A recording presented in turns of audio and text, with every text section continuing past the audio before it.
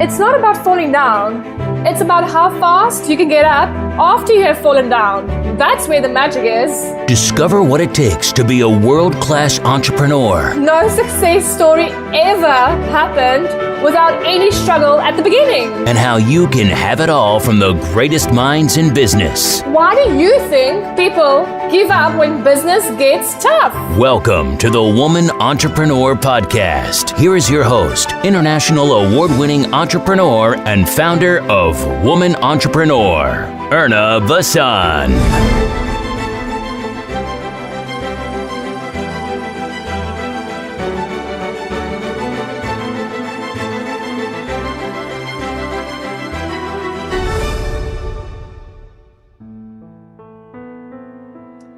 Hi, this is Erna Vasan, and welcome to the Woman Entrepreneur Podcast. Today is a very special day as we have Josee on our podcast today. She is an HR guru. So if you have staff in your office or you are thinking of employing staff, Josee is the lady that will tell you exactly what to do and what not to do. Josee, welcome to the show. Thank you so much, Erna. Thank you for having me. It's great. It's our pleasure, and you are calling. We are doing this for New Zealand versus Canada today. Today is a Canadian day, so we are welcome to the show. We are very grateful to have you on the show. Now, for the few people who does not know who Josee is, tell us, who is Josee and what do you do? Well, I've been labeled sort of like the girl next door. I'm that typical person like your neighbor that you've probably had many conversations with, and I'm always questioning people about their workplaces and their people because I have a real passion for human resources.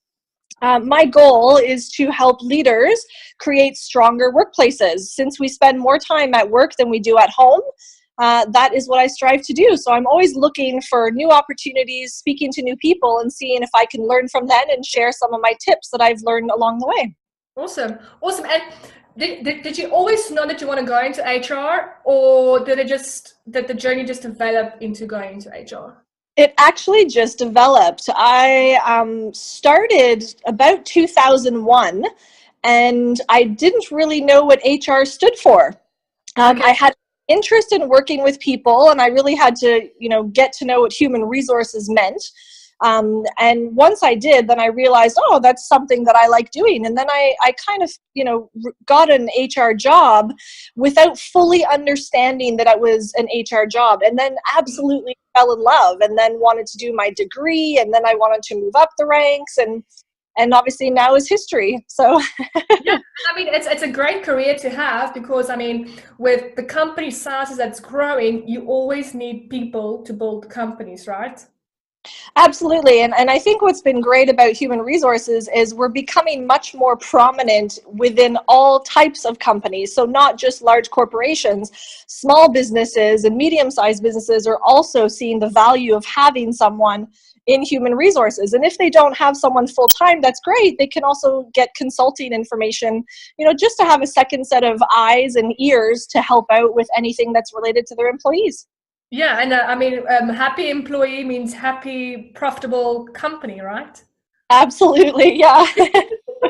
And I know, like, having employees, it's like this catch-22. You definitely need them and you love them, but it's sometimes it's really hard to work with employees. Is that correct? Absolutely. It is one of the number one things that people tell me all the time is, I wish I had you on my shoulder. Exactly. So that, every time someone has a question, I could just be that person guiding them, in their inner ear, letting them know what to do, what to say, what not to say, that type of thing. And yeah. Everyone, you love when you have great relationships with people, but we're human, Yeah. So not everybody gets along. Not everybody does the job that we expect them to do, So yeah, it is usually one of the challenges or one of the most challenging things for leaders across the globe. No, that's awesome. And you know what? We actually met about a year ago in Atlanta in the US. And when you gave me your number, you know what I saved it as? I saved it as Josee, no nonsense girl. To you, and that's the name that you have, because I mean, you are such a strong and fierce woman, and like And that's why I would love to have you with me in my shoulder or whatever to like just you work with people. You're always so scared. Like, what am I saying? Am I saying the correct thing? Will I get in trouble when I say this? How do I handle this conflict? And especially for people that does not do well with conflict, you know, because you get different types of people. Some people embrace conflict and some people hate conflict. Yeah, well, actually, that's a great way to say. I don't look at human resources as conflict, but I guess maybe that's because I'm in the profession and I like what I do.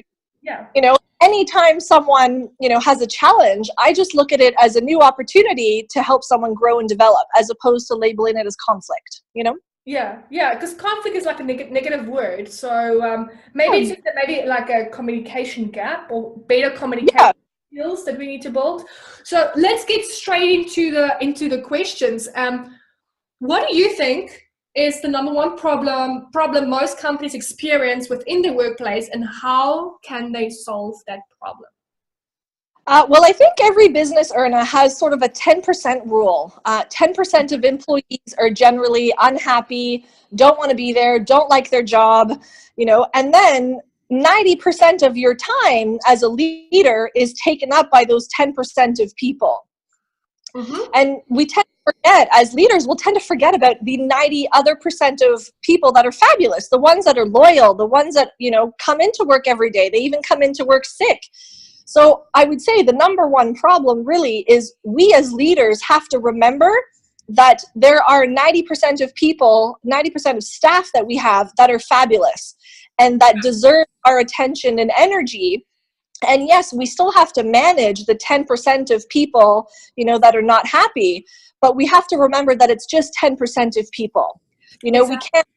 We can't paint that picture with one or two people to everyone, because like I said, the majority of staff or employees, as we can call them, really do like what they do. They just need a little bit of guidance and attention, right? Of course. And I think this ratio is actually the same within your business. I mean, we are programmed to always look at the negative stuff. So within your business, you'll have 90% great things. You know, you are winning all the time, but then you'll have the 10% not so great things you are losing, and people tend to focus on the not so good rather than the good. Yeah, no, I agree. It's a very common thing that we do, and it's human. I mean, you know, when negativity breeds negativity, and we have to consciously think about removing ourselves from these situations, right? And we're never going to get away from people that are unhappy. You know, we're always going to have it. Sometimes someone who's been happy for 10, 15 years, something will happen and the job is no longer for them and now they're unhappy.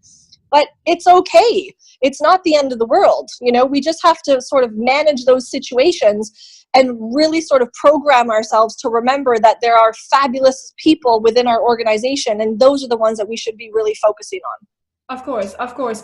And we are always hiring people as companies grow, right? So when you are interviewing people for your company, what are the 3 questions that you need to ask to make sure that this person is transparent and this person is who he or she is saying, or he is saying? Right. So when I'm interviewing people, one of the number one questions I love asking is, why do you think you're right for this role? Okay. It's sort of like, you know, why do you think you're special? What's unique about you? What do you have to offer that someone else doesn't? You know, because I think that also builds character. It allows the interviewee to find out, who does this person think they are, you know, and what can they bring to the table? And it's great. I mean, you can really get to know someone when they're describing themselves, because then you can see a lot of times people are quite humble and they're shy to share, you know, their experiences or, you know, the things that they've done that are great. So I think it's a great question. My second question that I like to ask is, how do you describe your work style? So you want to know, how are people going to fit into your team? You know, are you someone that will show up, you know, at 10 after 9, but your shift actually starts at 9? You know, are you someone that is going to go home and still work from home? Because we want people to have work-life balance as well, you know, or can you pull up your socks when you need to, and it's okay to do that, right? So I think it's nice to find out what type of management style, leadership style, or even employee, what type of employee are we going to have here? So having someone describe what their work style is, I think, is important. And my last question is more about learning about the applicant is, what have you learned from a mistake you've made over your career? Yeah. Because we make career mistakes all the time. We make decisions, that were probably not appropriate, and may have cost the company money or things. And again, there's no harm in it. There's absolutely no harm, it's just we have to learn from those mistakes. And when someone can admit that they've honestly made a mistake and they've learned from it, that will help build trust automatically between the applicant and the interviewee. It's like the first thing that you want to do is, I made a mistake, I messed up, I own up to it, but I know that I'm not going to do it again, and I think that's a really admirable quality to have. So I think those are the 3 questions I would be asking during an interview. Yeah, no, I totally agree with you. And I want to add something to the question number 2 is like, how do you subscribe your work lifestyle? And I want to throw this question to you is, do you think it's right or wrong for employers to expect the employees to work at home after hours, over weekends, or whatever the case might be? That's a great question. Well, I would say, it depends on the circumstance. Okay. If it's just a regular day-to-day and there's nothing out of the ordinary, then no, an employer should allow an employee to go home and spend time with their family or have a hobby or just have some mental downtime, right? Yes. But if there's something, a major deadline or an emergency happening, or, maybe something we're going to be in, something big, maybe, big for the company. They're having a visit from, I don't know, the mayor or something, then those are the times that you want to see everyone pulling up their socks, because that also shows loyalty and it builds team environment.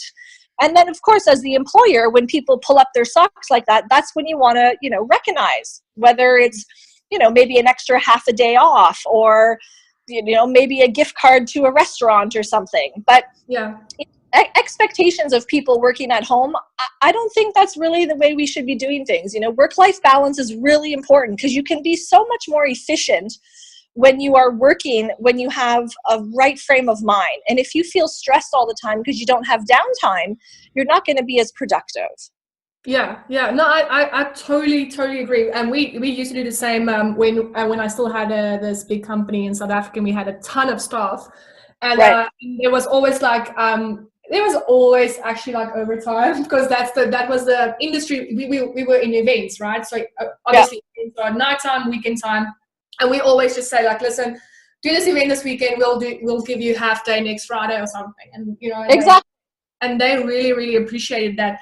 Now, what is your opinion on when should people start looking at hiring people within the company?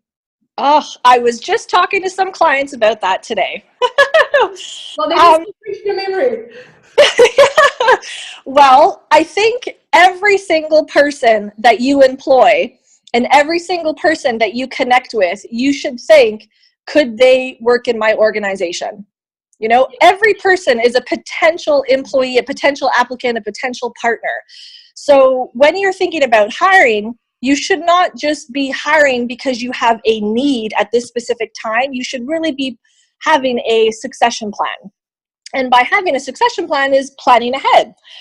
So thinking if depending on your business, if you have supervisors in a business, well, does that supervisor want to move up and be a manager? And if so, are you going to start training them? And what are you going to do for their development? So that eventually when a manager position's open, you don't have to hire, you have someone right there. You're ready and available right there, right? Yeah. So the idea is more and more, we're sort of like a very rushed type of society. And people seem to be hiring because they're in desperate need of someone, and they're putting a body in a chair when really it may not be the right fit for the company. And I would always suggest a company to go short, so not hire someone until they find the right fit. Wow. It can be so detrimental to a company to hire someone that doesn't jive with their culture and their people. Yeah.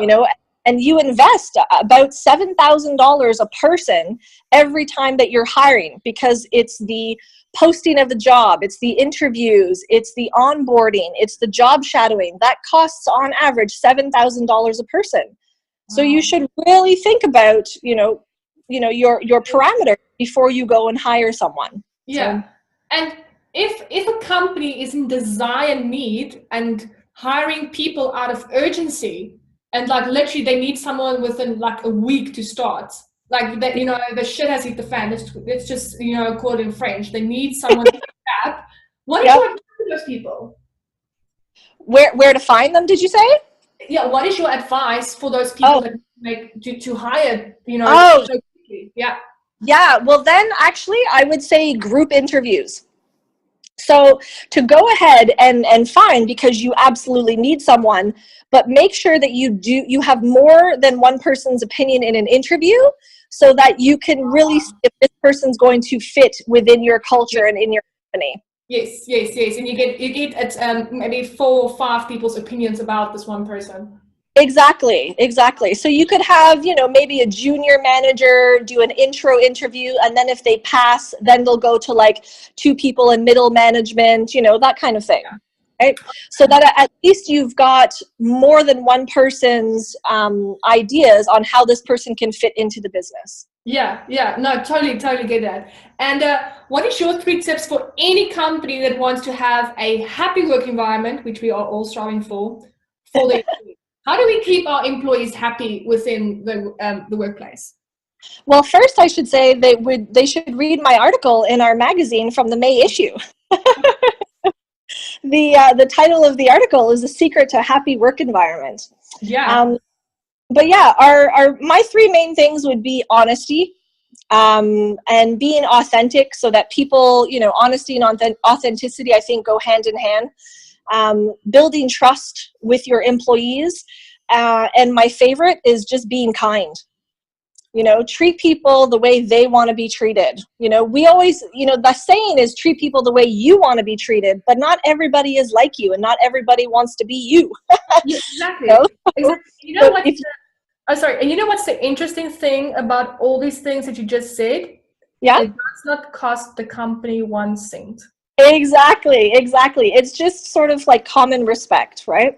Exactly. And it's like people are always complaining, but I don't have money to invest in it. Well, you can literally invest in being honest. You can invest in being authentic, building trust, being kind. It's like, how do you increase your profit margins and your clientele? It's like, do all those things, show up early, keep on phoning your clients to make sure that they are happy. Those things does not cost any money, right? Yep. And people who get to do that, they are actually the fundamentals to building a successful business. Yeah, very much so. I mean, the majority of the clients that I have are literally just because I've built relationships with them. Exactly.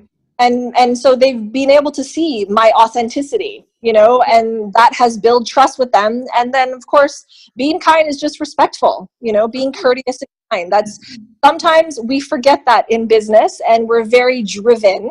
And there's nothing wrong with being driven. You and I are both very driven women, but there's still an element of remembering, to say please and thank you, and thanks for coming in today. I appreciate you because of A, B, C, D, E, F, G. Like we have to sort of appreciate our employees a little bit more than we actually do. So no, totally agree with that. And what is the best way on how to handle conflict in the workplace? And this is projected from, let's say, from employer to employee. Well, from employer to employee, one first thing is every leader that you have is not going to be perfect. So it's very, very possible that if the conflict has happened, that a leader may have made a mistake.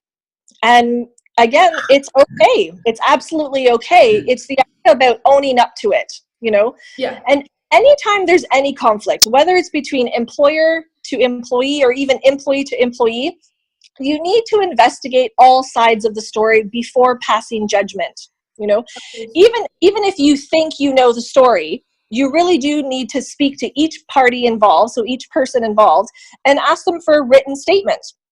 And the reason why I say a written statement is it's really hard to keep emotions out of something when you're very involved. So when you get something in writing, you could at least focus on the facts, and you, as the leader investigating, trying to solve the conflict, you can take out the emotion in something that's written. When you're speaking to someone, it's hard to say, hold on now, don't show me your emotions, just tell me the facts. Of course, because that person will actually just shout at you and say, what? How can you tell me how to hold on, Exactly. And then a lot of times people, they'll get so emotional, they'll start crying and stuff. And again, it's totally okay. But in a written statement, it's easier just to focus directly on the facts, right? Of course. So once you get the facts of all sides, then I would suggest you have to continue doing your homework. Do you need to review your policies and procedures? Do you need to review, cameras, depending on your business? Or has anyone identified any witnesses? Should you go and speak to them as well and get a statement from them? It's really important to do your own due diligence before you decide on whatever corrective action is going to take place or whatever solution needs to happen. And then once you've decided, you would go back to both parties separately and then let them know, what you've decided. But the other key thing is, anytime you're investigating any type of situation, conflict or harassment, anything, you really need to ask the employee, what are you looking for by bringing this to my attention? Because you want to know, you want to know, like, what is the employee looking for? What resolution are they looking for? Because if you're not able to appease that resolution, that person's never going to be happy and they're going to continue to be disgruntled. Of course, and that works the same way with an unhappy client, a client that comes to you complaining about something. You need to ask them, what is it? It works exactly the same way. Exactly. Yes, it does. It does. And then the other misconception, though, sometimes when it's, between employee to employee, departments or leaders think, well, maybe I should just bring them in a room and bring them together and, they can hash it out, Yeah, no. That rarely works, because then people start venting and emotions start flying, and then the leader in the room ends up having to be a mediator, Exactly. So I would really just say, to try to keep things separate, investigate separately, and then, you can consult another member of management. You can consult your HR representative, just to get someone else to give you an idea to help you out on what a solution should be. The other key thing would just be to remind everybody about confidentiality. Is whatever discussions or whatever statements that someone is giving, they have to maintain confidentiality, because you really want to ensure that there's no gossip that goes on about the conflict or the situation at hand. Exactly. You know what? As I'm sitting here, I'm like, why didn't I meet you earlier? Because listen, you could have been so amazing for me in South Africa, because I had this company. We had 7 full-time employees and about 600 part-time employees, right? And it's all young people. And I was, overseeing all of them. And oh boy, was there entertainment, if we want to call it that. So like, why didn't we meet earlier, right? And my next question is, what is one of your favorite quotes that you live by, and why? Oh my God, I don't know if I just have one, Erna. Everyone says, it's like, how do I just pick one? Well, you just have to. I'm going to have to pick two. Okay, I'm happy with 2. Okay, well, my first one is by Audrey Hepburn. Okay. Nothing is impossible. The word itself says I'm possible. Yeah, love that. That one is just so fabulous. I love it. And then my next one, I feel like it kind of connects to my roots of HR. It's by Tony Gaskins. He's a motivational speaker. It's evaluate the people in your life, then demote, promote, or fire. You are the CEO of your life. I love that. I really love that. And and considering in HR, I do a lot of demoting, promoting, and firing. So exactly. And so you, what emotions I'm just adding this question. What emotions do you go through when you actually need to fire someone? Because you know what? I saw the movie Up in the Air with yes. Anna Kendrick and what's it? What the hot guy's name again? What's his name? Jordan. Really? We'll call him the hot guy today. I saw Okay. the TV and they were like literally emotionless when they had to fire people. Is that the same way how you do that? Well, I could say when I started, like over 15 years ago, I would probably show a lot more emotion on my face than I do now. And when it was happening, I would end up going home at the end of the day and really feeling like, holy mackerel, like what did I do, and just feel like crap. And sometimes I even cried, Yeah. It took quite some time, I would say personally, to realize that I'm not necessarily doing this to this person. They've actually done this to themselves. I'm really just delivering a message, Exactly. Wow. So now I maybe I'm not as cold as obviously the air up there, but I'm certainly much more composed than I was 15 years ago. And I had a couple of them probably about 6 months ago, and someone got really irate and he stood up and started yelling and pointing at me, and and the leader beside me was just shaking, and I had to tell the gentleman, like, please sit down. If you don't calm down, I'll call the police. And the leader was like, I could never have done this without you. And I was like, okay, that's fair. But the more you're used to it, the more you understand that, again, people are not yelling at you. Like, this gentleman was not upset with me. He was just upset at the situation and was taking it out on me. So it's really not personal.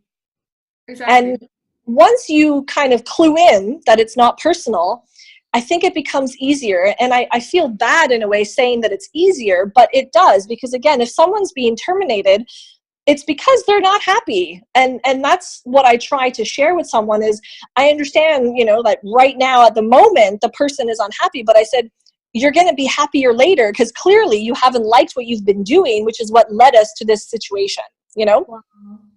So, yeah. That's actually a great message, but I still won't be able to do it. So I will phone you. I'll fly you in when I have to. Okay. Okay. Sounds good. What advice can you give business owners today if they want to make immediate improvements within their workplace with employees? What can they do straight away? Oh my God, there's so many things. One is keep it simple. We're always thinking about, oh, what new program could I do? Or, what do I have to implement? How much money do I have to spend? People are human. When you smile at them and you say thank you, you have made their day, and we don't have to spend a lot of money to create happy workplaces. We just have to pay attention to people. You need to know everyone's name. You need to know the ins and outs of, do they have a partner? Are they married? Do they have children? Knowing some basic information, greeting people when you come into work and asking them, having 2-3 minute conversations. How was your weekend? Or how was your exam? Those kind of things. Yeah. The other is feedback at work. Again, I think it's part of like the appreciation I was saying earlier. We don't give enough feedback. And a lot of organizations do performance reviews once a year, but that's not enough. Like, that means you get 35-40 minutes with your leader once a year to let you know how you're doing. Why not do like 10-minute little check-in sessions once every quarter? It would be so much easier. And, you could, as a leader, give feedback, but you could also ask for feedback. Of course. And once you foster that type of environment in the workplace, again, people are going to feel so much happier because they're going to feel at ease.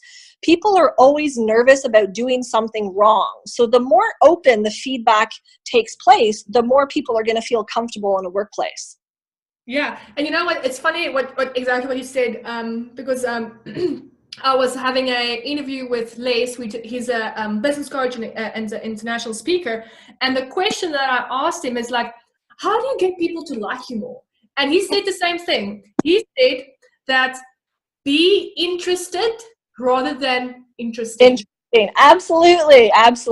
Yeah. So that was a really great connection that happened this morning. And how do you turn a negative employee that is affecting the entire class of employees. We all know this. We call them bad apples. How do you turn a bad apple into a good apple? Well, I definitely think that everyone deserves, a second chance. So, we put labels on people because of maybe one or two situations. And before we've really said, okay, this person is 100% a bad apple, we need to sort of take that label off the person and reevaluate the person. Yeah. So sit down with them and coach them and mentor them. What's going on? Is everything okay? I've noticed that your behavior has changed. What can I do to support you? Maybe that conversation is not done at work. Maybe it's done in a coffee shop outside of work in a more comfortable environment. Yes, with alcohol. Exactly. No, Erna, with a coffee. I didn't want tequila. It worked. For a year. For all our listeners, I do not suggest to be doing that with alcohol. But I do think, that when we think of someone as being negative, it's not always because of work either. A lot of times when people are unhappy, there's something going on at home and it's reflecting in their work behavior, right? So as the leader, you really need to do a little bit more digging, before you actually decide what you want to do. And then a lot of times, again, it's that part of being interested. Once you show interest in someone, you're giving feedback, you're sharing appreciation, that negative person frequently turns into positive because it's just something. They just needed someone to talk to. They needed to know what's going on, or maybe they needed some help with something at home. Maybe you needed to change their schedule because they had to, pick up their child at a different time. It's just, again, building that connection with that person a lot of times will help. However, we still have our 10% rule. So there are definitely some people that even if you've tried, it's just not a right fit anymore, and there's nothing wrong with it. I just suggest before you've decided that someone's not a right fit, you've got to take that time to invest, to coach and mentor. And that coaching and mentoring is not a one conversation. These types of things take like 3 to 6 months. And after you've invested some coaching and mentoring for 3 to 6 months, if they're still not a right fit, that's when you would call your HR representative and then look at maybe this negative person is really not meant to be in my business anymore. Yeah. And would you say that, I know this question's not on the list, but would you say that if you found a employee that deviated from the trust relationship, like broke that trust relationship, do you think a trust relationship is repairable between employee and employer? I do, actually. Yes, I do. I think everybody makes stupid mistakes. Whether we want to admit it or not, no one is perfect. And yes, you can break trust, but if you work at it, you can build it again. Yeah. But you need to be invested. It needs to be genuine. That's why part of what I say, and being honest and authentic, that's a huge part of it. That's owning up. I made a mistake. I'm so sorry I broke your trust. I will do everything to repay it. And then, like I said, people deserve a second chance. And if it doesn't work after that, then yes, move on. But because we're human and we're allowed to make mistakes, why should someone be written off just by making a mistake? Now, of course, I'm not referring to something that's against safety, security, or violence, harassment. Like that's not. I'm just talking basic things. Nothing against the law, right? Against the law is a totally different ballgame. Yeah. If someone stole from your company, like money. Yeah, exactly. Someone steals, exactly. That's a no get out of jail free card here. You steal and see you later. We investigate, we terminate, and we move on, right? Exactly. So okay, awesome. And I think after everyone listening to this interview, like everyone needs you in their company. So tell us, how can people get in touch with you? How can they reach you? We will also make sure that we will put up all the links in the content section so people can get in touch with you, because I know a lot of people will want to speak with you more in depth for you to help them. So how can we get hold of you except for WhatsApping, Josee no nonsense girl like I do? Yeah, well, I guess the best way to get in touch with me is usually through email, specifically because we always talk to people from around the globe. So obviously we're on different time zones, right? So that's just my first name, Josee, and then at my business name, THRICU. So THEHRICU.com. And then I'm also, I'm on LinkedIn, I'm on Instagram and Twitter, and my name is just my first name, so Josee, and then GLP. Those are my Instagram and Twitter names. But what I've been doing with a lot of clients, Erna, is once we've connected, then I'll share my phone number, which is also on my website, and then I can also just WhatsApp people when they have questions and things too, right? And then we can, I can help coach and mentor even just through, through social media and things, through WhatsApp. Of course. And everyone can save your name, Josee, no nonsense girl. Yeah. I promise you, I will screenshot it now and I'll send it to you. You're gonna laugh so hard. I promise you, that's how I saved your name from the get-go. Well, I'm so honored that I'm impact on you, because then we were able to develop, and obviously now look where we are now, a year later. So Exactly. Like when I met you, I'm like, oh, listen, I need to build a relationship with this woman. She is just amazing. So just thank you so very much for sharing your amazing knowledge on HR and people and employees. And I know that everyone has learned something here today. I have learned a lot of things, like on every question. You just blew my mind away. So thank you so much for taking the time out of your valuable day. We really do appreciate it. thank you so much, Erna. I'm honored as well. Have a great day. Thank you. All right. Thank you. Bye. Bye. You've been listening to the Woman Entrepreneur Podcast, the #1 success platform for female entrepreneurs. Visit our website, womanentrepreneur.co, for your daily motivation and business growth expert advice. Until next time, play big, think big, and impress yourself.